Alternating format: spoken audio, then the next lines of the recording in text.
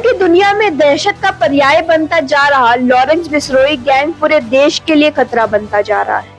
राजनेताओं से लेकर फिल्म इंडस्ट्री तक अपने नाम का दहशत बनाने के लिए वह जेल में बैठकर गैंग को ऑपरेट कर रहा है। फिल्म इंडस्ट्री से लेकर राजनीति तक में मजबूत पकड़ रखने वाले बाबा सिद्दीकी की हत्या की ही बात करें तो उसकी जिम्मेदारी लॉरेंस बिश्नोई ले ली है। जांच कर रही पुलिस ने बताया कि हत्याकांड की योजना पटियाला जेल में हुई। लॉरेंस बिश्नोई पंजाब राज्य के फजिल्का जेल के अबोहर में लविंद्र कुमार के घर पैदा हुआ था। बच्चा गोरा चिट्टा था तो माँ ने नाम लॉरेंस रखा। पिता सिपाही थे लेकिन चाहते थे कि बेटा बड़ा अधिकारी बने। बता दें कि लॉरेंस बिश्नोई हाई एजुकेटेड है, उसने वकालत की है। उसके पास दो रास्ते थे, या तो वो उस पढ़ाई के दम पर या तो वो वकील बन जाता या तो फिर उसने जुडिशरी की तैयारी की होती तो कहीं जज की कुर्सी पर बैठकर न्याय कर रहा होता। गैंगस्टर लॉरेंस बिश्नोई ने दोनों ही नहीं चुना, शायद उसका मकसद कुछ और ही था और आज gangster Lawrence Bishnoi high profile murder के लिए जाना जाता। बिश्नोई का आपराधिक इतिहास 2011 में शुरू हुआ जब उसने छात्र राजनीति के दौरान चंडीगढ़ के डीएवी कॉलेज में एक प्रतिद्वंदी गुट के साथ टकराव किया। यह पहली बार था जब उस पर हत्या की कोशिश का मुकदमा दर्ज हुआ था। इसके बाद वह बार बार जेल जाता रहा और अपराध की दुनिया में उसकी पैठ और मजबूत होती गई। 2014 में उसके मामा के बेटों की हत्या और फिरोजपुर में हुई लूट ने उसे पूरी तरह से अपराध की राह पर ढकेल दिया।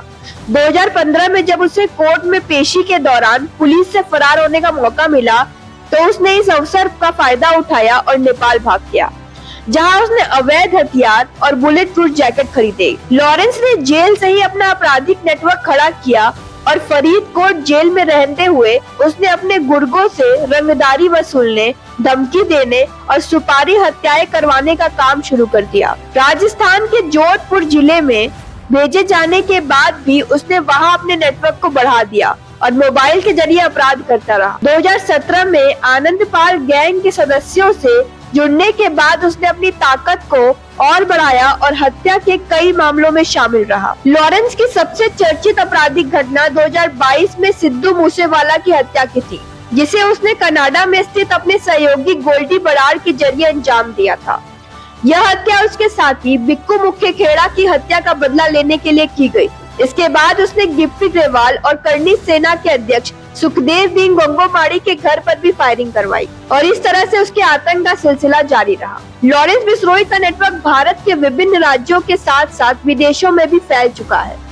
एनआईए के चार्जशीट में कहा गया है कि उसका नेटवर्क दाऊद इब्राहिम की डी कंपनी जैसा है, जिसने 90 के दशक में छोटे मोटे अपराधों से शुरुआत की और फिर एक बड़े अंतर्राष्ट्रीय अपराध के रूप में ले लिया। वर्तमान में लॉरेंस का आपराधिक संगठन हिमाचल प्रदेश, पंजाब, हरियाणा, दिल्ली और अन्य राज्यों के साथ साथ कनाडा, अमेरिका, पाकिस्तान और दुबई में भी सक्रिय है। लॉरेंस जेल से भी अपने गैंग का संचालन करता रहता है और अपने गुर्गों के जरिए अपराध करवाता है। इसके चलते पुलिस के लिए यह सबसे बड़ी चुनौती बन गया है कि उसे जेल में रखते हुए भी आपराधिक गतिविधियों पर कैसे अंकुश लगाया जाए।